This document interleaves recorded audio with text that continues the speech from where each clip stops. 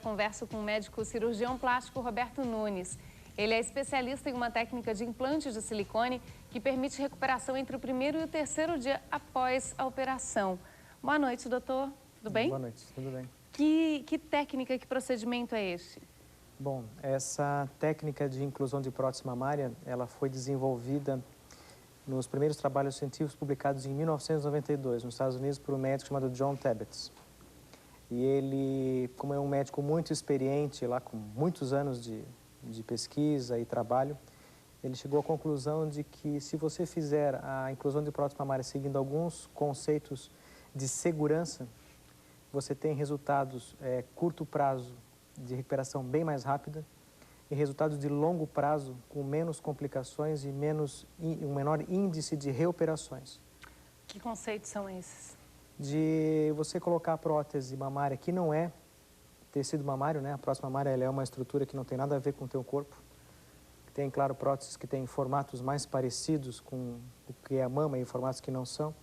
Mas essas estruturas elas têm que ficar bem escondidas para que elas não apareçam tanto com o passar do tempo. E então ele desenvolveu uma técnica chamada dual plane ou duplo plano, que é a colocação dessa prótese parcialmente embaixo da musculatura e parcialmente embaixo da glândula.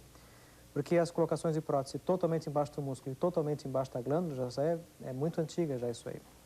Mas tem alguns problemas relacionados longo e curto prazo se você não fizer a técnica adequada para o caso específico de Mas cada essa é uma técnica que serve para qualquer tipo de mulher ou de corpo, enfim, ou é uma técnica que pode... ela tem indicações mais precisas. Para algumas pessoas em especial. Exatamente. A cobertura adequada, ela pode ser alcançada tanto na colocação embaixo da glândula mamária, que ela é medida na parte de cima da mama, através de pinçamento com um medidor específico. E essas medidas, se forem determinado que é muito magro o colo, a inclusão da prótese abaixo da musculatura está indicada. É claro, tem situações, por exemplo, de flacidez mamária que você não consegue adaptar essa técnica. Mas hoje, depois de uns 4 anos fazendo a cirurgia, a gente consegue já perceber quais mamas que ficam melhores com essa técnica e aquelas que não ficam tão boas. Quais ficam melhores com essa técnica? São as mamas mais firmes, com até um certo grau de flacidez e com o colo bem magro. Essas ficam melhores com metade... É a indicação metade... específica da técnica. Ela fica, a prótese fica metade embaixo do músculo e metade embaixo da glândula. Essa parcialidade, ela pode ser tanto 30, 20, 30, 50 ou 60% de cobertura. Isso depende do grau de flacidez que essa mama se encontra. Entendi. E aí a técnica varia em graus duplo plano 1, 2 ou 3. E por que os resultados com essa técnica são melhores? Todas as técnicas têm um certo problema com o passar dos anos, né? Mesmo as subglandulares, mesmo as retromusculares totais. Então ela veio o quê? Ela veio trazer um benefício para os pacientes que são mais magros, com a cobertura muscular, mas com menos riscos de deslocamento da prótese na técnica totalmente abaixo da musculatura, com menos distorção da prótese. O que quer dizer distorção da prótese? A distorção é o seguinte, o músculo é uma estrutura que se movimenta e a prótese é uma estrutura macia. Então, se você tem uma estrutura forte apertando, você transmite para a superfície as distorções. Então, quando a colocação é totalmente abaixo do músculo, as distorções podem ser maiores com o passar do tempo. Então, os benefícios eles são menores do que as vantagens. Já nessa técnica, a gente conseguiu trazer mais benefícios da cobertura muscular com menos problemas da cobertura totalmente muscular. E como é que é a recuperação? Eu vou dizer para ti assim, nos Estados Unidos, pelos vídeos que eu vejo deles já há muito tempo, como lá eles colocam próteses infláveis, que são próteses que entram vazias, depois se enchem. É mesmo? Porque... Mas então elas têm ar? Não, é soro fisiológico. Soro fisiológico? Chama-se prótese salina porque é com soro fisiológico, né? E por que aqui no Brasil não é tão popular assim? Nunca teve essa escola da colocação das próteses com preenchimento com soro fisiológico, as infláveis, né?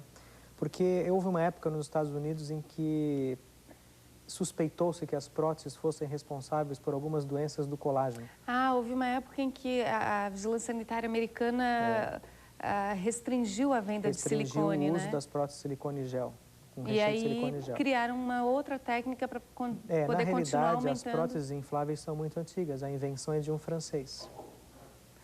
Parece ser um procedimento mais antigo mesmo, As né? próteses A ideia infláveis, de elas são bem inflar. antigas, não são novas, não. Mas eles precisavam continuar colocando próteses, porque a demanda é muito grande, né, de colocação de prótese mamária. Então, optou-se pelas próteses infláveis. Depois de vários estudos em várias universidades de Nova York, de Washington, o John Hopkins, a Clínica Mayo, que são centros famosos de pesquisa, todos chegaram à conclusão de que não existe correlação entre as próteses mamárias e doenças do colágeno. Quem tem, ou quem tem algum parente que conhece, esclerodemia, por exemplo, uma doença grave do colágeno que dá algumas alterações importantes, né? Então, chegou a essa conclusão. Então, isso já está começando, de novo, a ser utilizado as próteses de silicone gel nos Estados Unidos, com algumas restrições iniciais, porque eles são muito cuidadosos com relação a isso. A empresa, a maior fabricante de silicone do mundo, que era a Dow Corning, quase faliu, porque os processos que começaram a partir dessas suspeitas trouxeram a empresa quase à falência, uma empresa extremamente firme na época, né? Mas com estudos agora mostrando que não tem esse tipo de risco. No Brasil nunca teve essa demanda por próteses infláveis, sempre foram próteses de silicone. E como é que é a recuperação da cirurgia na dual plane? O espaço embaixo da musculatura é um espaço que ele existe virtualmente. É diferente do espaço que existe acima do músculo, que é um espaço que não tem. Tem que ser criado através de cortar o tecido entre um e outro. Já o espaço entre o músculo e o tórax é um espaço frouxo, a gente chama de frouxo, como se fosse uma espuminha discreta com pouquíssimos vasos para cauterização. Então, se você fizer delicadamente esse espaço, com material específico, cauterizando cada ponto, sem forçar, sem dissecção, que a gente chama de dissecção é descolamento, chama de rombo porque é feito com o dedo ou com alguns instrumentos mais fortes em que você não está vendo o que você está fazendo, está sentindo só. Então, a visualização direta, a cauterização cuidadosa e a confecção do espaço correto diminui sangramento. Quanto menos sangramento, menos problemas e mais rápida recuperação. Quanto menos trauma é como você bate. Se você bater devagarinho na mão, um tapinha, agora se dá uma pancada mais forte, você faz um inchado e edema. É o mesmo princípio. Quanto mais delicado você for e fizer o espaço o mais adequado possível, sem excesso, você tem uma colocação bem adequada. E como eu voltei a seguir, então, anteriormente, né, se colocava as próteses de silicone gel, e essas próteses de silicone gel, elas são meio ásperas, né? Que é para evitar a rejeição, a contratura, que é um dos processos que levam às trocas de prótese ou reoperações. Quando ela entra raspando essa região. Então, quando ela entra de forma mais dolorosa, ela traumatiza um pouco na passagem. As próteses infláveis nos Estados Unidos, não, elas entram vazias como se fosse um saquinho vazio. E elas são infladas lá dentro. Então, como eu confecciono aqui, é igual como se confecciona lá, com o autor da técnica. Não tem diferença. Agora, a prótese é diferente. A gente usa todas as próteses infláveis, né? Elas têm uma consistência melhor, elas não esvaziam tão fácil quanto as próteses de soro fisiológico. E elas têm um índice de rejeição menor também, colocado dessa forma do que colocado acima da glândula, abaixo da glândula, e também tem um índice de rejeição menor do que comparada com as próteses de soro fisiológico, né, infláveis. Por que essa técnica não é tão popular quanto as outras? Não é tão utilizada? Eu acho que é uma questão só dos médicos conhecerem melhor. Poucos médicos têm conhecimento desse procedimento. Talvez não tenha um pouco, mas não é só conhecer. É você querer aprender a fazer. Ele tem mais de 15 anos de aplicação. Desde a primeira publicação, os primeiros trabalhos realizados nessa técnica foram de 92. 92, então são 16 anos. 16 anos é um de prazo prática. Considerado seguro para um paciente? Não é só o prazo, né? Os estudos dele é feito por uma pessoa que tem muita credibilidade. Você pode ter 50 anos de estudo de uma pessoa que não tem credibilidade, isso é uma grande mentira.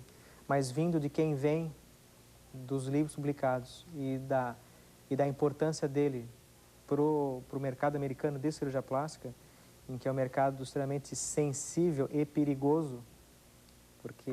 com certeza, muito perigoso. Muito perigoso para o médico. Então, tem que ser uma coisa muito bem embasada cientificamente, em que você tenha um índice de acerto muito grande nas decisões que você toma.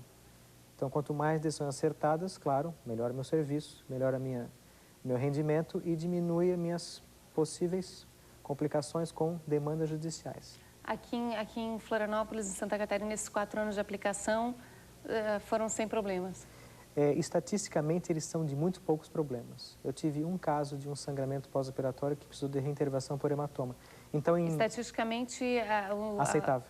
Aceitável, o número de problemas é menor do que nas outras técnicas. Exatamente. Eu também não tinha problemas com as outras técnicas, abaixo da glândula, que é o que fazia. É só mais uma opção, digamos. É uma opção em que trouxe muitos benefícios para pacientes que eu não tinha antes de conhecer isso aí. Doutor Roberto, obrigada por repassar esses conhecimentos aqui para a gente no Estúdio 36. Eu agradeço. Que tem um número de telespectadoras femininas, mulheres, bastante grande, que com certeza devem ter se interessado por essa técnica.